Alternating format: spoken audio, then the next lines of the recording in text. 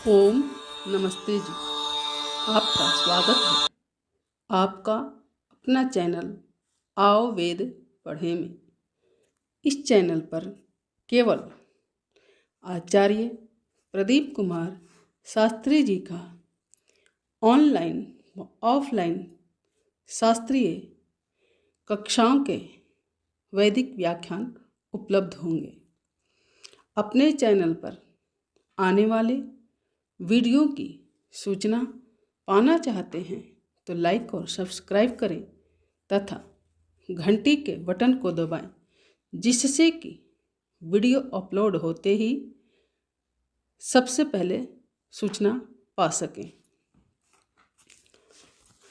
वेद पढ़ें पढ़ाएं, सुने सुनाएं, वेद का संदेश घर घर पहुँचाएं। ऋषि ऋण को चुकाएं, अपना कर्तव्य निभाएं, जीवन सफल बनाएं।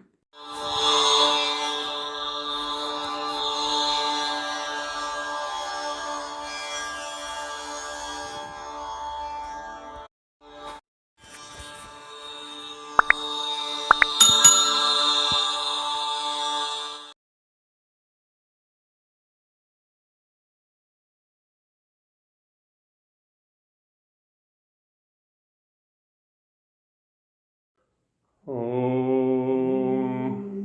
सहनाववतु सहनौ भुनक्तु सह वीर्यं करवावहै तेजस्विनावधीतमस्तु मा विद्विषावहै।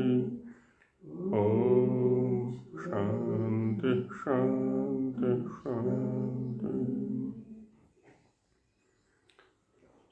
उपासना विषय पर चर्चा चल रही है। तो उपासना के लिए क्या क्या तैयारियां अपेक्षित हैं, किस रीति से उपासना करनी होती है। तो आदरणीय धर्मदेव जी कह रहे थे कि बीच बीच में हमसे भी कुछ चर्चा हो जानी चाहिए। तो उसके लिए क्या क्या तैयारी अपेक्षित है धर्मदेव जी उपासना के लिए? हाँ जी धर्मदेव जी। नमस्ते जी। हाँ जी। हमें ईश्वर की उपासना करनी चाहिए और किसी पदार्थ की नहीं करनी चाहिए। नहीं वो तो ठीक है, ये तो पूर्व प्रकरण में हो गया कि हम उपासक हैं और ईश्वर उपास्य है। अब हमारा विषय जो है ना योग के 8 अंगों का आएगा, योगा चित्त वृत्ति का भी चला है विषय हमारा। तो उसमें तैयारी क्या क्या करनी है हमको? तैयारी तो हमें जो है ना, हमारा शुद्ध स्थान होना चाहिए, एकांत हमारा ऐसा वातावरण हो, और अभी जाकर हम ये 4-5 पॉइंट मैंने बनाए थे। सहनशीलता होनी चाहिए। उपासना करने से पहले हमें पूरी तैयारी करनी चाहिए। जैसे किसी काम को जाएंगे तो उससे पहले थोड़ी सी संध्या कर लेते हैं। तो स्थान हमारा अच्छा हो, हमारा चित्त भी अच्छा हो, सात्विक वृत्ति भी हो, और ईश्वर को भी जाने। हम किसी पदार्थ को लेकर बैठते हैं तो हमें उसकी जानकारी भी होनी चाहिए पूरी। तो ऐसी अच्छी परिस्थिति बना के एकांत में बैठ के, तो एकांत स्थान हो, हमारा चित्त भी बढ़िया हो, ये सारी चीजें हमने बना के फिर जब जाके कहीं उपासना होती है, ईश्वर की स्मृति भी बैठेगा जब सात्विक वृत्ति होगी हमारी प्रधानता। बिल्कुल बिल्कुल, बहुत सुंदर। तो ये सब तैयारी वहाँ पर करनी होती है हमको। सर्वव्यापक जान के व्याप्य व्यापक संबंध भी बना के फिर ईश्वर के साथ में करते हैं हम। यहाँ का तो था। तो अब आगे योग सूत्रों के आधार पर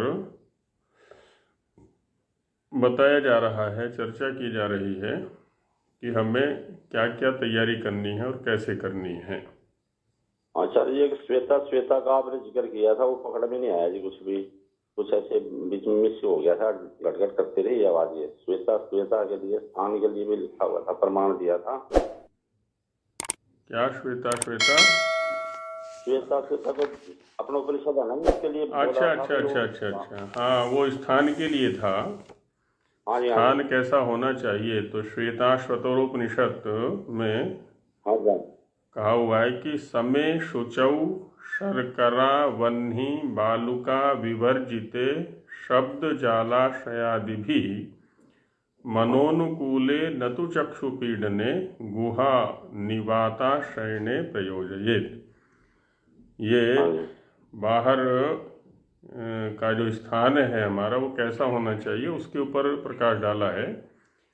समय माने भूमि समतल होनी चाहिए, कोई कहीं भी जो है ऐसा ना हो कि पीछे से झुकी हो, आगे से झुकी हो या साइड में हो, तो बैठने में ही समस्या हो जाए हमको।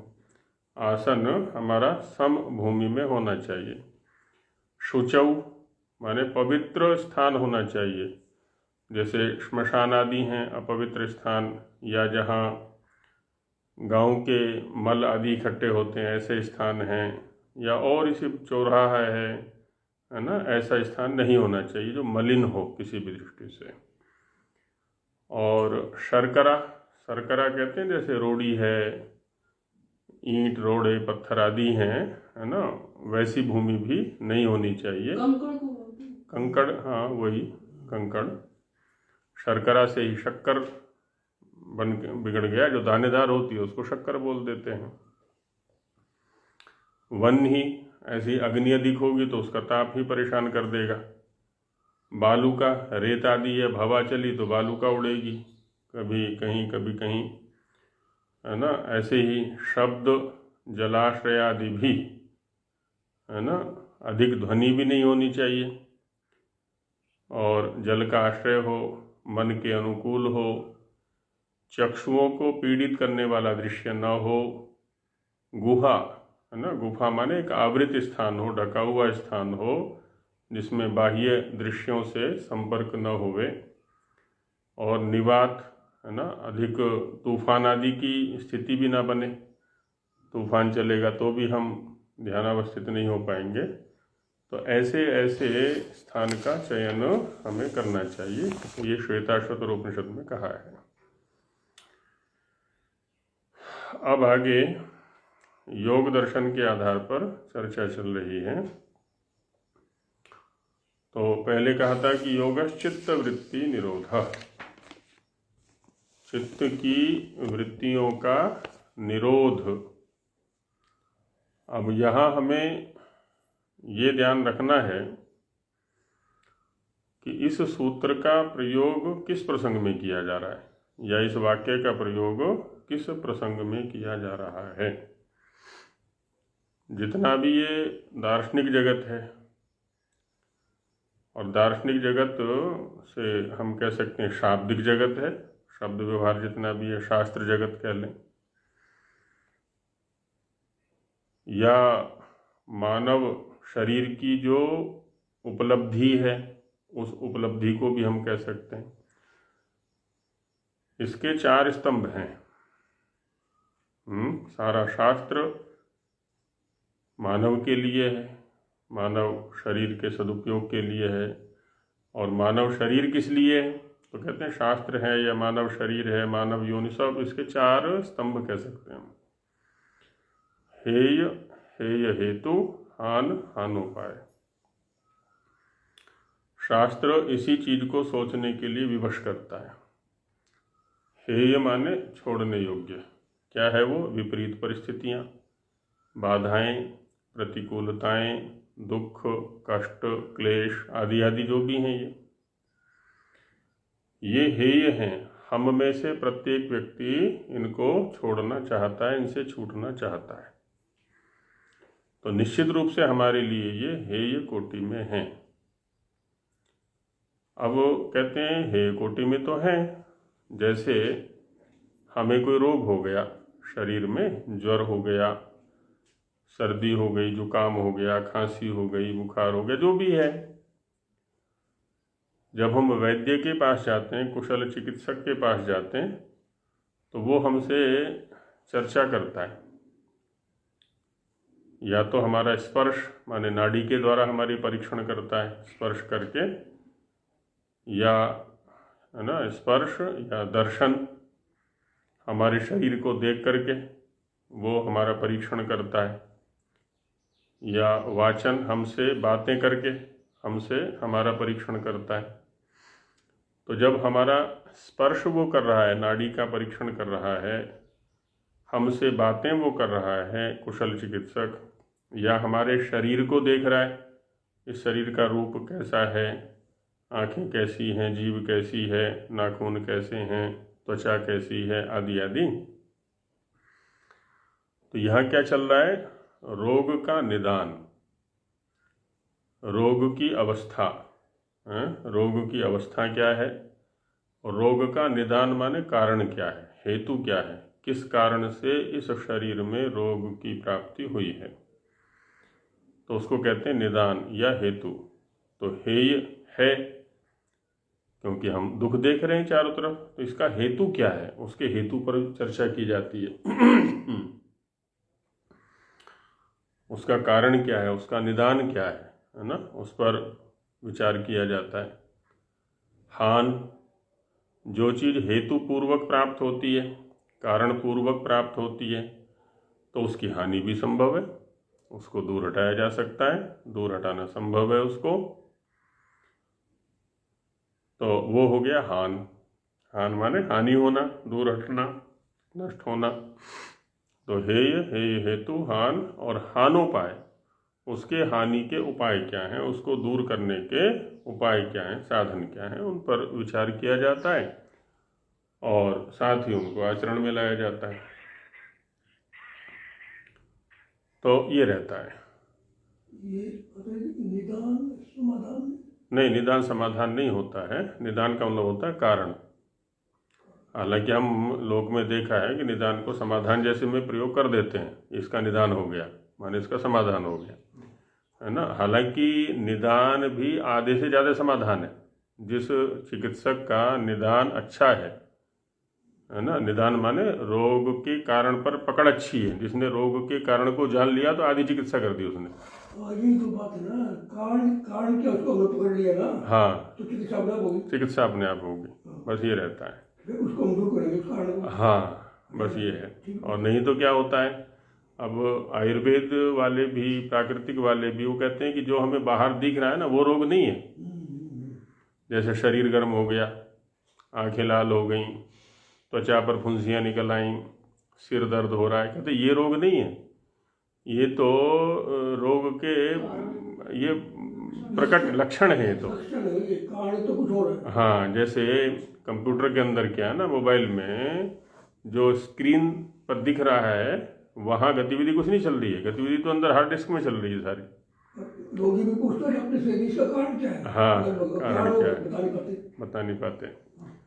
तो यहाँ आयुर्वेद में क्या होता है, उस कारण को ढूंढा जाता है और उस कारण को दूर करने का प्रयास करते हैं।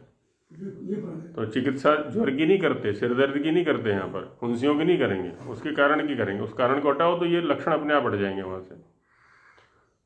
और हम माने बाहर क्या किया जाता है, उसी को दबाने का प्रयास किया जाता है। फुंसी हो गई, चलो इसको हटा दो, ऊपर से काट के हटा दो। अब काट के तो हटा देंगे, लेकिन कारण तो वैसा का वैसे ही बना रहा है उसका। तो हाँ, तो ये रहता है कि चलो सर्दी लग रही है तो गर्म चीज़ दे दी, गर्मी लग रही है तो सर्द चीज़ दे दी, आदि आदि जो भी है।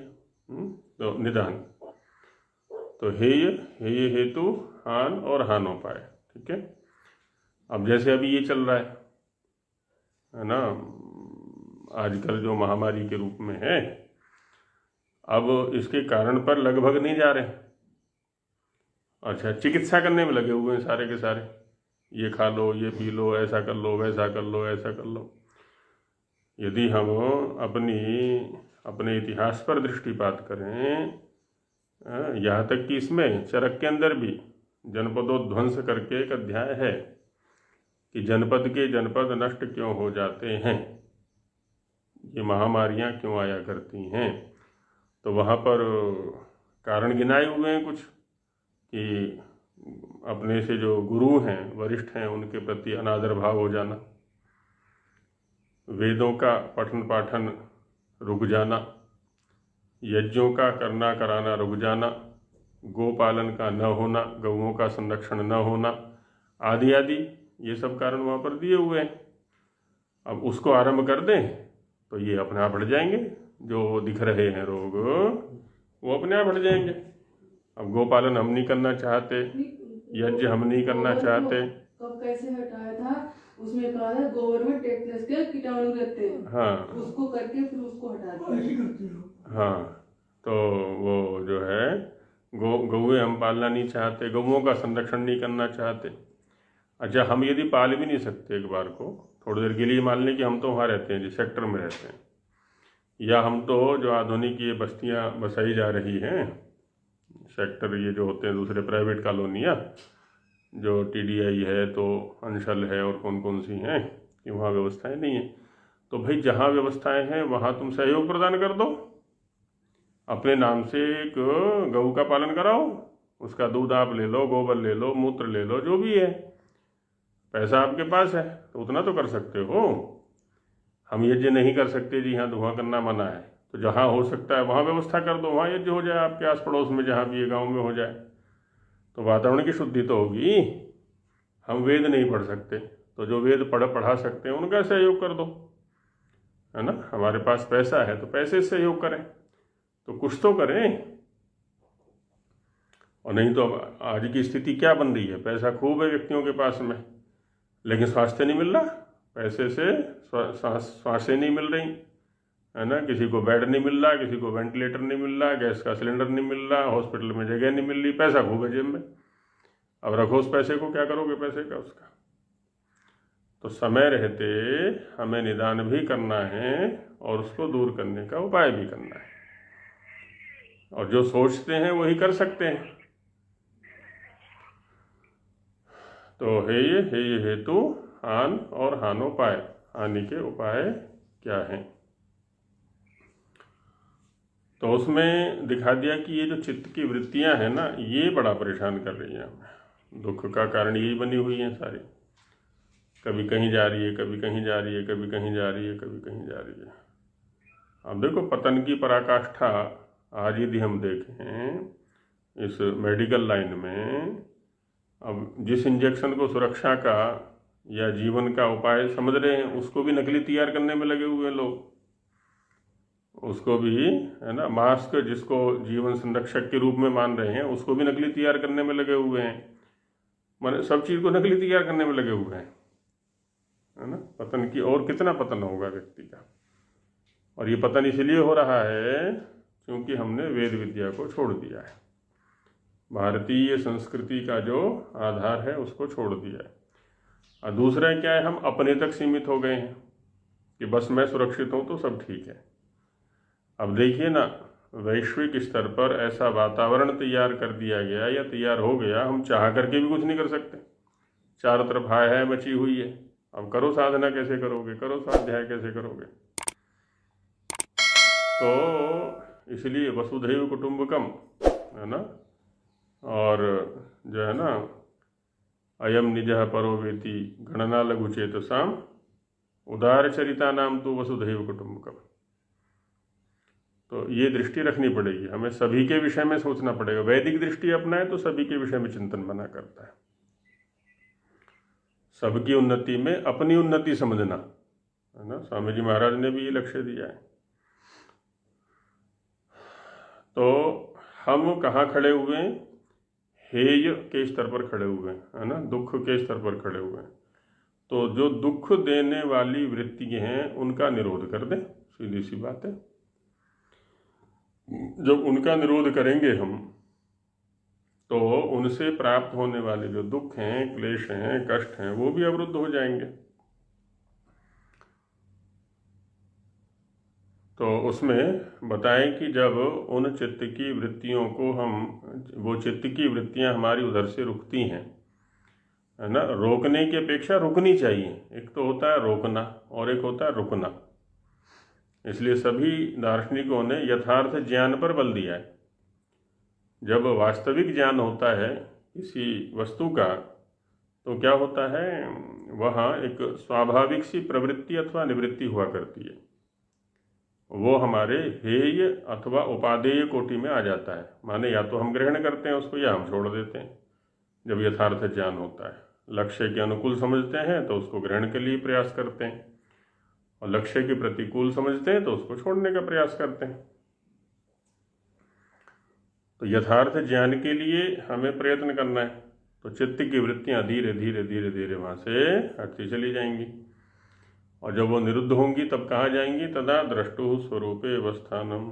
यहाँ जो दृष्टा शब्द है ना, ये दृष्टा शब्द के दो प्रकार के व्याख्यान उपलब्ध होते हैं। एक तो कुछ लोग करते हैं परमात्मा, जैसे स्वामी जी महाराज ने भी परमात्मा ही अर्थ किया हुआ है, परमेश्वर अर्थ किया हुआ है। दूसरे लोग आत्मा अर्थ करते हैं कि तब द्रष्टु माने आत्मनः, आत्मा की स्वरूपे अवस्थानम के स्वरूप में अवस्थिति उन वृत्तियों की हो जाती है। जो चित्त की वृत्तियां हैं ना, उनकी अवस्थिति कहाँ हो जाती है? आत्मा के स्वरूप में। अब यहाँ क्या है कि बाहर से हमने जो वृत्तियाँ फैली हुई हैं बाहर, यथार्थ ज्ञान के माध्यम से वो रुक चुकी हैं। अब चित्त तो होता ही वृत्त्यात्मक है, जो चित्त है वो वृत्त्यात्मक ही होता है, वृत्ति रूपी होता है। तो अब वो वृत्तियाँ कहाँ की बनेंगी? तो कहते हैं स्वरूप की बनेंगी। अब और अभी जैसा अगले सूत्र में भी कहा जा रहा है कि चित्त चूँकि वृत्ति स्वरूप होता है, तो या तो बाहर की ओर देखेगा इंद्रियों के माध्यम से, तो इंद्रियों के माध्यम से बाहर की ओर देखेगा, तो बाहर के जो दृश्य हैं उस रूप में चित्त की स्थिति बनती है, चित्त की वृत्तियाँ बनती हैं। और जब बाहर से वो हटेंगी तो अंदर की ओर उन्मुख हो जाएंगी, आत्मा की ओर या परमात्मा की ओर उन्मुख हो जाएंगी। अब वहाँ अवस्थिति हो जाती है इनकी।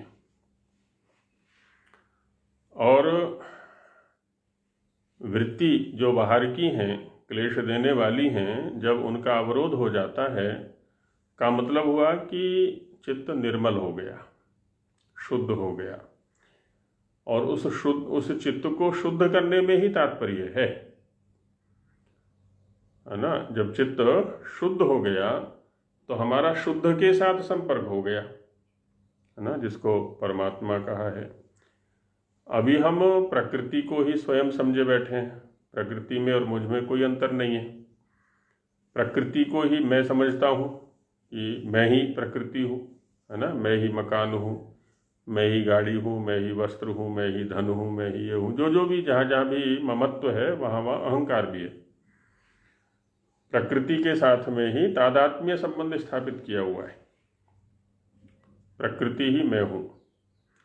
और जब प्रकृति से हटता है ये चित्त और उधर अंदर की ओर लगता है, तो उधर परमेश्वर है ना, तो उधर आत्मा है, दोनों विशुद्ध स्वरूप हैं। तो हम ये कह लें कि परमात्मा के स्वरूप में अवस्थिति उसकी होती है, या ये कह लें कि आत्मा के स्वरूप में अवस्थिति हो जाती है, तो दोनों में कोई ज़्यादा अंतर नहीं है। अभी प्रकृति के साथ तादात्म्य, उस समय परमात्मा के साथ में तादात्म्य रहता है हमारा। तो जैसे यहाँ पर अभी प्रकृति को ही मैं स्वयं समझे बैठा हूँ, उसको छोड़ने को तैयार नहीं हूँ, उस समय परमात्मा के साथ में भी यही स्थिति होती है। तो स्वामी जी ने उसी को कहा यहाँ पर। अच्छा, अब दूसरी स्थिति पर चर्चा करते हैं कि चित्त की वृत्तियाँ अवरुद्ध हुई, स्वरूप में अवस्थिति हुई। अब यहाँ जब योगी या साधक उस निरुद्ध दशा में है, समाधि दशा में है, तब तो ठीक है, स्वरूप में अवस्थिति है चित्त की वृत्तियों की। लेकिन जब व्युत्थान काल में है, जब व्यवहार काल में है, समाधि दशा में नहीं है, उस समय क्या स्थिति रहती है इनकी? हाँ, तो वही कह रहे हैं आगे कि यदा उपासको योगी उपासना विहाय, जब वह उपासक अथवा योगी उपासना को छोड़कर सांसारिक व्यवहारे प्रवर्तते, हाँ, सांसारिक व्यवहार में प्रवृत्ति होती है, तदा सांसारिक जनवत तस्यापि प्रवृत्तिर्भवति आश्रित विलक्षणा।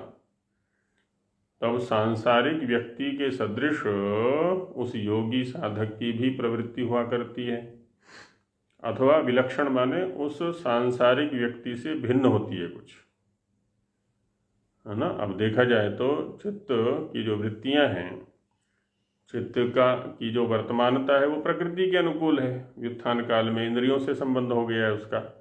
अब इंद्रियां बाह्य विषयों को प्रस्तुत कर रही हैं, तो चित्त जो है तदाकाराकारित माने विषयों के अनुकूल आकार धारण किए हुए। तो अब ऐसी स्थिति में दोनों की स्थिति में क्या अंतर है? एक योगी की स्थिति है और एक सांसारिक व्यक्ति की स्थिति है। तो उसमें योग दर्शन में कहा कि वृत्ति सारूप्यम इतरत्र, वृत्ति के समान रूप ही स्वयं का रूप होता है दूसरी दशा में। तो सांसारिक दशा में कह लें, व्युत्थान काल में कह लें, व्यवहार काल में कह लें, कहते हैं इंद्रिय विषयों के अनुकूल जो चित्त की वृत्ति होती है बस वैसा वैसा ये भी होता है। लेकिन दोनों में अंतर होता है। योगी साधक में अथवा एक सामान्य जो सांसारिक भोगी व्यक्ति है, दोनों की स्थिति में महान अंतर होता है। जैसे एक वैद्य जाए हलवाई की दुकान पर, है ना, और एक सामान्य सांसारिक व्यक्ति जाए, भोगी व्यक्ति। अब भोगी व्यक्ति की जो रसना है वो लपलपाएगी वहाँ जा करके कि ये खा लूँ तो ये खा लूँ तो ये खा लूँ तो ये खा लूँ।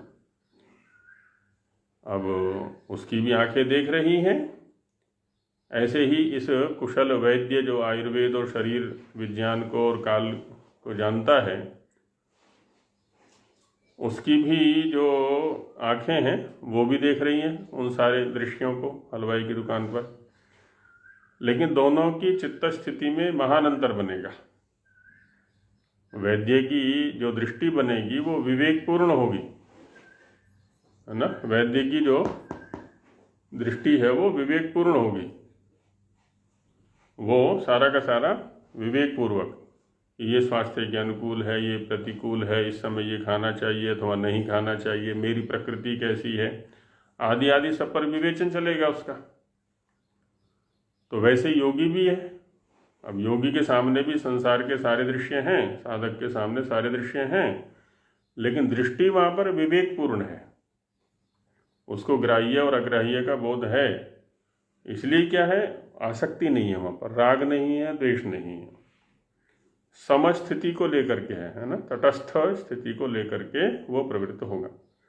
लेकिन एक भोगी है, उसकी तो रागात्मिका या द्वेषात्मिका स्थिति है, कहीं राग बनेगा कहीं द्वेष बनेगा। तो दोनों की स्थितियों में इसलिए अंतर आ जाता है। तो वही स्वामी जी महाराज कह रहे हैं कि इतरत्र, इतरत्र माने सांसारिक व्यवहारे प्रवृत्ते। तो सांसारिक व्यवहार में प्रवृत्ति होने पर भी उपासकस्य, जो उपासक है, जो साधक है, योगिनः शांता, उसकी जो वृत्ति होगी कैसी होगी, शांत होगी, उद्विग्न करने वाली नहीं होगी। शांता, धर्मारूढ़ा, है ना, धर्म प्रधान वृत्ति होगी, हर जगह धर्म का दर्शन उसको हो रहा होगा, धर्म पर आरूढ़ होकर के चलने वाली उसकी वृत्ति होगी, धर्म पूर्वक, धर्म प्रधान, धर्म को आगे करके। विद्या विज्ञान प्रकाशा, विद्या का जो विशिष्ट ज्ञान है उसके प्रकाश वाली उसकी वृत्ति होगी। जैसे एक व्यक्ति है ना, अंधेरे में एक व्यक्ति तो टॉर्च लेकर के चल रहा है रास्ते में, और एक व्यक्ति है बिना टॉर्च के ही, बिना किसी प्रकाश की व्यवस्था के ही चल रहा है। तो दोनों की गति में महान अंतर होगा। बिना प्रकाश टॉर्च दीपक के जो चल रहा है वो कभी ठोकर खाएगा, कभी गड्ढे में गिरेगा, कभी कांटा चुभेगा, कभी कुछ है कभी कुछ है, उसके तो सामने पगे पगे बाधाएं आएंगी। लेकिन जो टॉर्च लेकर के चल रहा है, जो दीपक लेकर के चल रहा है, तो वो तो इन सभी बाधाओं से बचते बचते बचते बचते आगे निकल जाएगा सुरक्षित। तो इस योगी के पास में क्या है जी, विद्या के विज्ञान है ना, विद्या से प्राप्त जो विज्ञान है ना उसका प्रकाश है, तो उसके प्रकाश वाली वृत्ति है इसकी। और क्या है? सत्य तत्व निष्ठा। इतना विद्याभ्यास किया है, इतना योगाभ्यास किया है कि सत्य के तत्व को जान लिया है, इसलिए इसकी वृत्ति जो होगी वो सत्य के तत्व में निष्ठ होगी, उससे विचलित होने वाली नहीं होगी, है ना। संसार का कोई भी प्रलोभन इसको चलायमान नहीं कर सकता। संसार की कोई भी अनुकूल या प्रतिकूल परिस्थिति इसको विचलित नहीं कर सकती, क्योंकि इसको सत्य के स्वरूप का पता है, तो उसमें निष्ठ है, एकदम स्थिर है, इसकी जो वृत्ति है ऐसी है। और अतीव तीव्र है ना। और कैसी होगी वो? अतीव तीव्र होगी, ईश्वर के अनुकूल। उपासक की जो बुद्धि है, वृत्ति है, उपासना के अनुकूल या ईश्वर के अनुकूल अतीव तीव्र होगी और यहाँ से हटने वाली होगी। इसलिए साधारण मनुष्य विलक्षण, साधारण मनुष्य की अपेक्षा, एक व्यसनी संसारी व्यक्ति की अपेक्षा इसकी जो वृत्ति है वो विलक्षण है, भिन्न है ना, हट करके है, अतिरिक्त है। अपूर्व है ना, एक अपूर्व वृत्ति वाला इसकी वृत्ति होती है, योगी की वृत्तिर्भवती थी। नैव ईदृशी अनुपासका नाम अयोगिनाम कदाचित वृत्तिर्जायते। जो उपासना नहीं करते, जो योगी नहीं हैं, ईश्वर के साथ स्वयं को युक्त करने का प्रयास नहीं करते हैं, ईश्वर की आज्ञाओं के अनुकूल व्यवहार नहीं करते हैं, आचरण नहीं करते हैं, उनकी वृत्ति इस प्रकार की कभी भी नहीं हो सकती। अब यहाँ देखिए, उन लोगों के लिए विशेष संदेश, शॉर्टकट अपना करके कि हम तो सीधे समाधि में जाएंगे, हम तो सीधा ध्यान करेंगे, सीधा ये करेंगे, आध्यात्मिक बनेंगे आदि आदि। तो कहते हैं व्युत्थान काल में जो सुरक्षा करती है ना, वो विद्याभ्यास करता है। विद्या से प्राप्त जो विशिष्ट ज्ञान है, उसका जो प्रकाश है, वो व्युत्थान काल में सुरक्षा देता है हमको। समाधि काल में तो ठीक है, यदि दैव योग से हम वहाँ तक पहुँच जाते हैं तो वहाँ तो ठीक है, हम सुरक्षित हैं, क्योंकि इंद्रियों का बाह्य विषयों से कोई संपर्क नहीं है। लेकिन जैसे ही हम व्युत्थान काल में आते हैं, तुरंत ये संसार के विषय हमें आकर्षित कर लेंगे फिर। तो इसलिए वहाँ के लिए विद्याभ्यास परम आवश्यक है। चित्त की वृत्तियाँ कितनी होती हैं? वैसे देखा जाए तो जितने विषय हैं हमारे सामने, उतनी ही वृत्तियाँ हैं। अच्छा, विषय कितने हैं जी? असंख्य। इसमें चरक संहिता में आयुर्वेद के प्रसंग में एक शारीर स्थान है। तो शारीर स्थान में भी चित्त की स्थितियों की चर्चा की गई है। शारीर स्थान के चतुर्थ जो अध्याय है ना उसमें, और उसमें कहा गया है कि चित्त की जो स्थितियां हैं ना वो असंख्य हैं।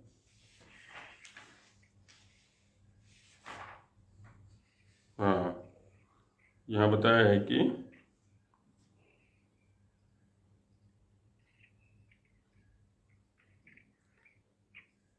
त्रिविधम खलु सत्वम शुद्धम राजसम तामसम, है ना। चित्त की तीन स्थितियां बताई मुख्य रूप से। एक तो सात्विक है, सत्व प्रधान, एक राजसिक है, रजोगुण प्रधान, और एक तमः गुण प्रधान है। तत्र शुद्धम अदोषम आख्यातम कल्याणांशत्वात्। जो शुद्ध होता है, जो सत्व प्रधान होता है, वो तो दोष रहित है, उसमें कल्याण की प्रधानता होती है। लेकिन राजसम सदोषम आख्यातम रोषान सत्वात्, जो राजस मन होता है, रजोगुण प्रधान मन होता है, वो सदोष है, दोष युक्त है, क्योंकि उसमें रोष की अधिकता है, रोष की प्रधानता है। तामसम भी सदोषम आख्यातम, जो तामस मन है वो भी दोष युक्त है। मोहांशत्वात्, उसमें मोह की प्रधानता है ना, तमोगुण प्रधान जो चित्त है ना, उसमें मोह की प्रधानता है। तो 3 बताए, लेकिन फिर देखिए, तेषां तु त्रयाणामपि सत्त्वानाम एकैकस्य भेदाग्रम अपरिसंख्येयम तरतम योगात्। इन तीनों में भी एक एक के भेद को यदि देखा जाए ना, एक एक के भेद असंख्य हैं, तरतम योगात्, है ना, क्योंकि जो इनका अनुपात है, किसका, सत्व रजस तमस का, प्रत्येक चित्त के पास अलग अलग है। अब कितने अनुपात में सत्व बढ़ा हुआ है, कितने में तमोगुण बढ़ा हुआ है, कितने में रजोगुण बढ़ा हुआ है, अब उसके अनुकूल उसकी स्थिति बन जाती है। फिर आगे बहुत लंबी चर्चा इसको लेकर के है, 4th अध्याय में शारीर स्थान के अंत में जाकर के है। तो फिर भी शास्त्रकारों को चूंकि किसी भी विषय को समझाने के लिए एक वर्गीकरण करना होता है, जिससे कि उस विषय को हम प्रस्तुत कर सकें, उसको समझ और समझा सकें। तो कति वृत्तयः सन्ति, कहते ये वृत्तियां हैं कितनी, चित्त की वृत्तियां जिनके निरोध की चर्चा की जा रही है वो कितनी हैं, और कथम निरोधव्या, उनका निरोध कैसे होगा वृत्तियों का, इत्यत्राह। तो इसमें सूत्रकार कहते हैं योग दर्शन में कि वृत्तयः पंचतयः क्लिष्टा क्लिष्टाः, वृत्तियां जो होती हैं वो 5 है ना, पंचतयः, ये जो तय प्रत्यय होता है ना, ये अवयव अर्थ में होता है। व्याकरण में एक सूत्र है, संख्याया अवयवे तयप, अवयव अर्थ में संख्या शब्द से जो है ना तय प्रत्यय होता है। तो पंच अवयवाः यासाम ता पंचतयः, ये 5 अवयवों वाली हैं, और वो क्लिष्ट होती हैं।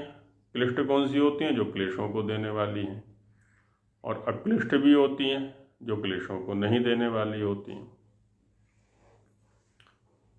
अब देखिए, यदि आयुर्वेद के माध्यम से इनको समझे ना, शरीर के आधार के रूप में वहाँ पर धातुओं को गिना है, और मुख्य रूप से इनके अनुसार क्या है जी, वात पित्त और कफ।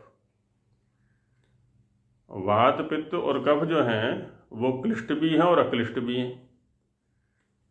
यदि ज्ञानपूर्वक उनको समदशा में रखा जाए तो वो अक्लिष्ट हैं, शरीर को धारण करने वाले हैं, सुख देने वाले हैं, है ना। उसने सुश्रुत में कहा है ना, समाग्नि समदोषश्च समधातु मलक्रियः प्रसन्नात्मेन्द्रिय मना स्वस्थ इत्यभिधीयते। जब ये समदशा में है तो ये धातु कहलाते हैं, और ये स्वस्थ या स्वास्थ्य का कारण है, आधार है। लेकिन जब ये विषम होते हैं तो ये ही क्लेश के हेतु बन जाते हैं, यही रोगों के हेतु बन जाते हैं, है ना। तो यही क्लिष्ट बन गए। अब इस चीज को हमें समझना चाहिए कि ये जो शरीर है, ये जो संसार है, ये जो विषय हैं, ये जो इंद्रियां हैं, जो कुछ भी यहाँ उपलब्ध है हमको, इन्हीं का आश्रय लेकर के हमें आगे बढ़ना है। अब इनको हम क्लेश का भी हेतु बना सकते हैं और अक्लेश का हेतु भी बना सकते हैं।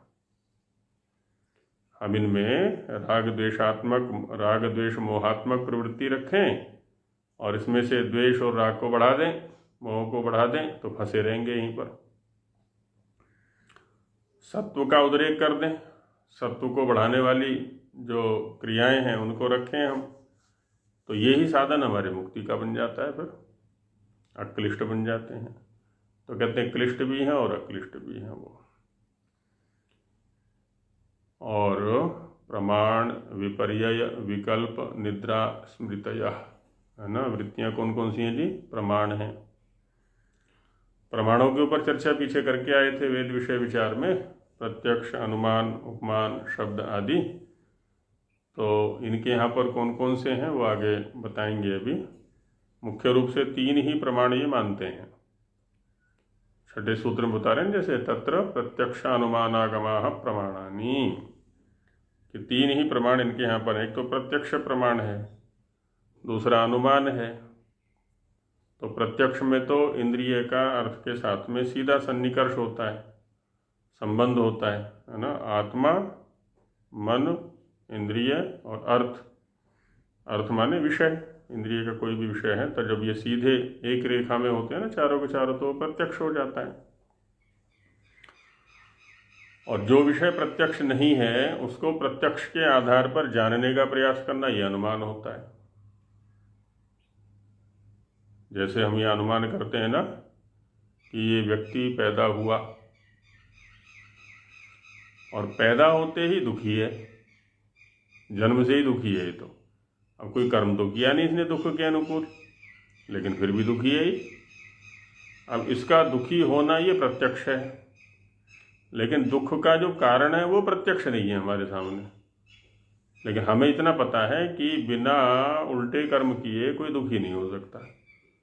और अभी इसने कोई उल्टा कर्म किया नहीं है, इसका मतलब पूर्व जन्म में किया होगा, है ना। इससे अनुमान कर रहे हैं हम यहाँ पर।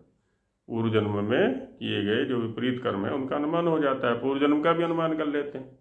पूर्व जन्म हमारे सामने नहीं है अभी, लेकिन वर्तमान को देख करके उसका अनुमान कर लेते हैं।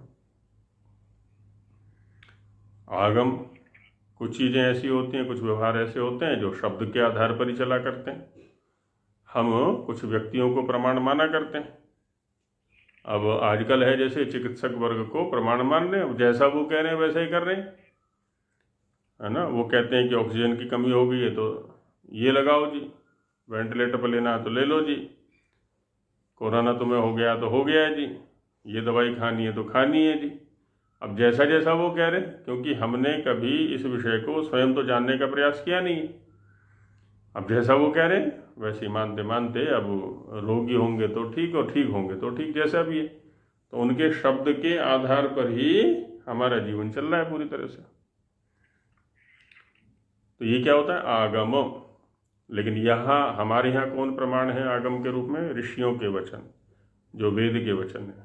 वेद और वेद के अनुकूल जो ग्रंथ हैं उनके वचन हमारे लिए आगम है, प्रमाण है ना। ऐसा नहीं कि कोई भी। और वास्तव में वेद और वेद के अनुकूल जो वचन है, ऋषियों के जो वचन है, वो हमारे लिए प्रमाण कब होते हैं? जब हम उस परंपरा से जुड़े रहते हैं।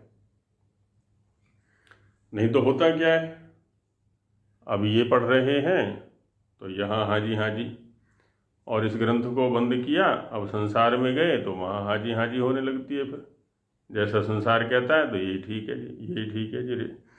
तो ऋषियों के अनुकूल चलने का प्रयास तो कभी किया नहीं हमने। तो इसलिए उससे प्राप्त होने वाला जो लाभ है उससे भी कैसे परिचित होंगे हम।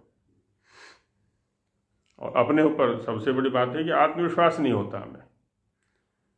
आत्मविश्वास तभी होगा जबकि ऋषियों के, वेद के अनुकूल, है ना, अपने जीवन को हम बनाएंगे। ज्ञान की क्रिया में परिणति करेंगे। क्रिया में परिणति होती है तो आत्मविश्वास बढ़ता चला जाता है। व्यक्ति स्वयं भी करता है, दूसरों से भी कराता है। और केवल शाब्दिक ज्ञान है ना, उसके लिए आगे विपर्य वृत्ति आ रही है, विकल्प वृत्ति आ रही है, वैसे वहाँ चर्चा करेंगे अभी। तो ये क्या है? प्रमाण। अच्छा, विपर्य। विपर्य में क्या होता है? विपरीत ज्ञान, है ना। विपर्य का मतलब होता है उल्टा। तो उसमें क्या था? मिथ्या ज्ञानम। 7वें सूत्र में कहा ना, विपर्यो मिथ्या ज्ञानम। जो वस्तु जैसी है उससे उसके विपरीत ज्ञान होना, ये मिथ्या ज्ञान होता है। और यथार्थ ज्ञान के लिए यदि हम प्रयास नहीं करते तो मिथ्या ज्ञान तो तैयार खड़ा है चारों तरफ संसार में। मिथ्या ज्ञान तो हमें दबाएगा ही। अब ये भी तो मिथ्या ज्ञान है ना कि हम सुरक्षित हैं तो सारा संसार सुरक्षित है, जबकि इतिहास के अंदर कई घटनाएं ऐसी घट चुकी हैं। इतिहास लिखने वालों ने खूब लिख लिख करके भी हमारी आंखें खोलने का प्रयास किया है कि भी केवल तुम्हारे सुरक्षित रहने से संसार सुरक्षित नहीं हो जाएगा, पूरे संसार की सुरक्षा के लिए उपाय तुम्हें करना पड़ेगा। पूरे गांव की सुरक्षा के लिए उपाय तुम्हें करना पड़ेगा। मोहबला कांड हुआ और कितने हैं, और कितने मार्मिक शब्दों में वो सब लिखे हुए हैं। और हम हैं कि बस कि घर में है ना अपने उसको गेट का ताला लगा दिया, तो ये कर लिया, तो वो कर लिया। तो सबकी सुरक्षा के लिए प्रयास करना है हमें। और यदि ऋषियों की संस्कृति, ऋषियों की परंपरा को देखें ना, वेद की परंपरा को देखें, तो वहाँ सबकी सुरक्षा के लिए प्रयत्न है। यज्ञ के ऊपर कितना विस्तृत चर्चा पीछे की गई थी वेद विषय विचार के अंतर्गत। सबकी सुरक्षा, सहज रूप से सबकी सुरक्षा हो रही है। हम संध्या कर रहे हैं, सबकी सुरक्षा हो रही है। हम वेद पाठ कर रहे हैं, सबकी सुरक्षा हो रही है। केवल हमारी सुरक्षा नहीं हो रही है वहाँ पर। हम कृषि कर रहे हैं, है ना, सबकी सुरक्षा हो रही है।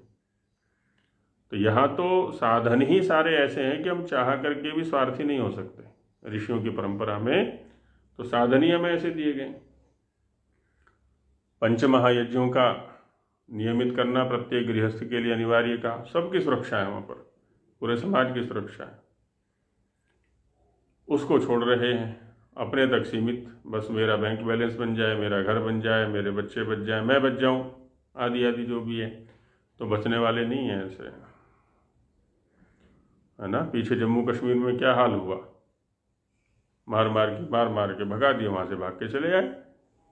और अभी यहाँ हो रहा है ये पश्चिम बंगाल में, है ना, यही चालू हो गया। और धीरे धीरे सब जगह होने वाला है ये। यदि हम जागरूक नहीं होंगे, यदि हम सशक्त नहीं होंगे ज्ञान से भी और कर्म से भी, तो भी धीरे धीरे सब जगह फैलने वाला है।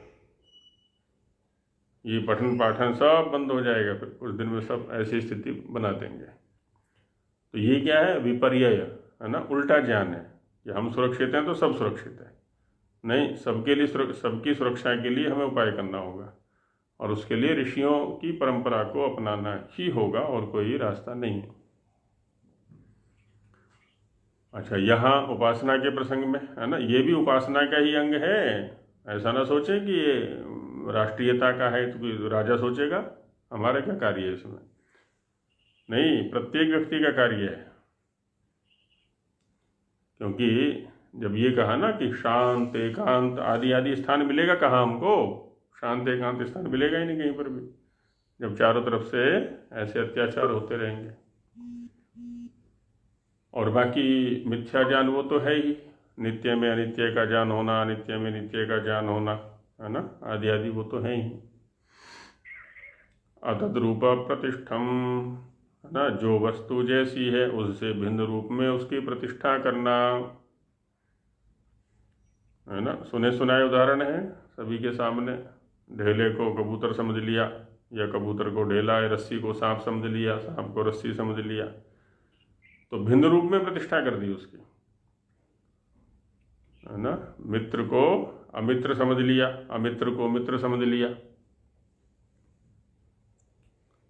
जो अपनी भाषा है उसको दरिद्र समझ लिया, जो दरिद्रों की भाषा है उसको समृद्ध भाषा समझ लिया, और उसको अपना करके विनाश हो रहा है, नियमित रूप से विनाश हो रहा है, लेकिन फिर भी उसी को समृद्धि का कारण समझे हुए हैं, आदि आदि।